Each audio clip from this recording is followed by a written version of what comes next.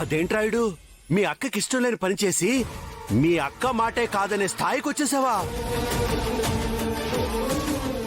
అంటే మీ అక్క మీద ప్రేమ తగ్గిపోయిందా?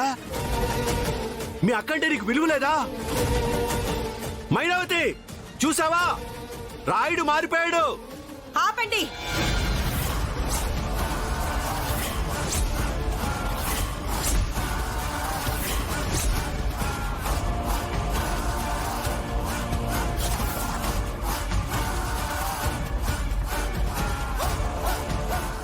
నా తమ్ముడి గురించి ఇంకొక మాట తప్పుగా మాట్లాడొద్దు. రాయుడు, మనం పారేసే ఎంగిలి మెతుకులు తినే వాళ్ళని నీ పక్కన కూర్చోబెట్టుకుంటావా? అసలు వాళ్ళంటేనే నాకు పడదని నీకు తెలుసు కదా, మరి తెలిసి కూడా దాన్ని ఎందుకు తీసుకొచ్చావు? నిన్ను బాధ పెట్టాలనైతే కాదక్కా. నిజానికి తనని తీసుకొచ్చే ఉద్దేశం కూడా నాకు లేదు. కాకపోతే తను ఇక్కడికి వస్తున్నప్పుడు కొంతమంది వెధవలు తనపై దాడి చేశారు. తన ప్రాణాలు కూడా తీయాలని చూశారు.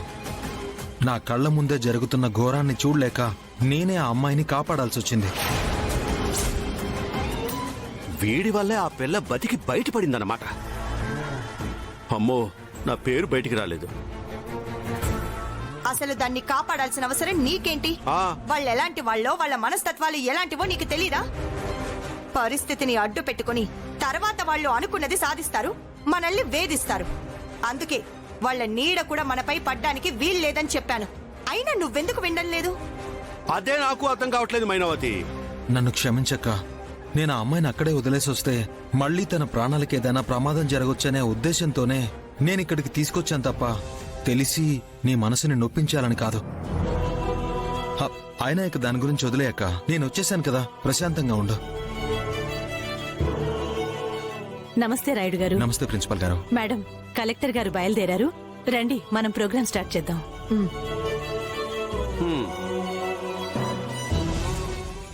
నాన్న, నువ్వు చెప్పిందేంటి, నువ్వు చేసిందేంటి నాన్న? నేను కూడా రౌడీ వెదల్ని ఇదే అడుగుదాం అనుకున్నానమ్మా. కాదు మేడం. అయితే దీన్ని వెంటనే ఇక్కడి నుండి పంపించేయండి.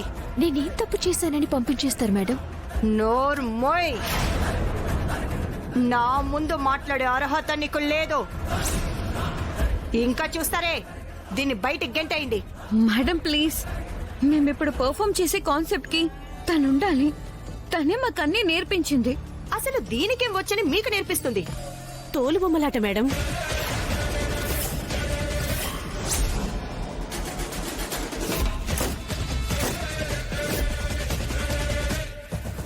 ఇకపై ఈ ఊళ్ళోనే కాదు, చుట్టుపక్కల ఎక్కడ తోలు బొమ్మలాట జరగకూడదు. ఆ కథలు నా చెవికి వినపడకూడదు.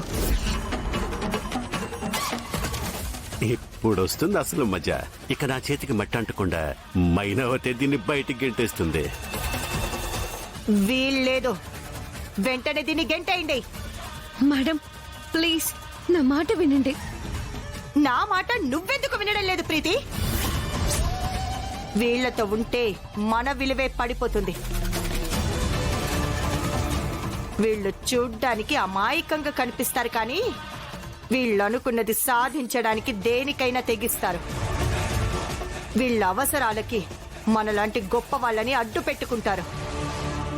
మన దయా దాక్షణ్యాల మీద పడి బ్రతికే వీళ్ళు మనకెలా సమానమవుతారు? అక్కడికి నేను చెప్తూనే ఉన్నానమ్మా, అయినా ప్రీతి అక్క వినలేదు. ప్రీతి అక్క, దాన్ని పంపించేసి మాతో కలవు. అది కాదు మేడం. ఇంకేం మాట్లాడకు. ఇనఫ్. మన ముందు చేతులు చాచే వీళ్లతో చేతులు కలపాలని చూడకు. వీళ్ళు మన కాలి గోటికి కూడా సరిపోరు. మేడం, మీకు కోపం ఉంటే కొట్టండి, అంతేకాని దయచేసి మమ్మల్ని అవమానించేలా మాట్లాడకండి.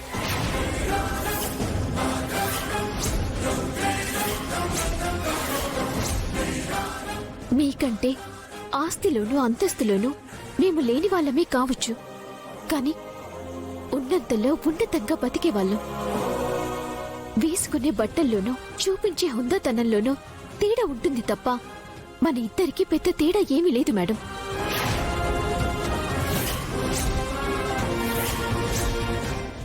మనిద్దరినీ కోసినా వచ్చేది రక్తమే కదా.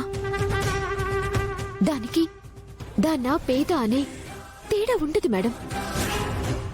నాకే ఎదురు సమాధానం చెప్తావా? ఇప్పుడు కూడా నేను చెప్పకపోతే మీరంతా మమ్మల్ని హీనంగానే చూస్తారు. ఉదయం మీకు వేడి వేడి కాఫీ అందించే పనుడు మా పేదవాడి.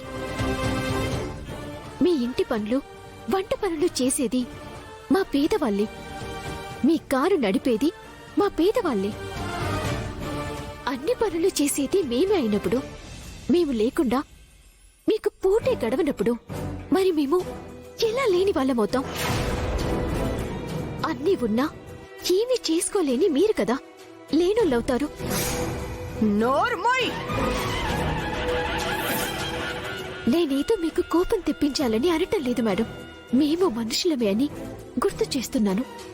దయచేసి ఎవరో ఏదో చేశారని అందర్నీ చులకన చేసి హేళన చేయకండి.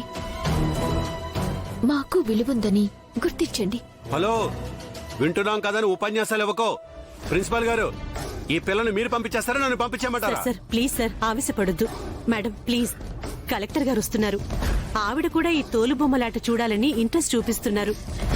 ఈ టైంలో వాళ్ళని పంపించేస్తే ఆవిడ ఫీల్ అవుతారు మేడం. ప్లీజ్ ఒక్కసారి ఆలోచించండి. ఈ ఒక్కసారి మేడం.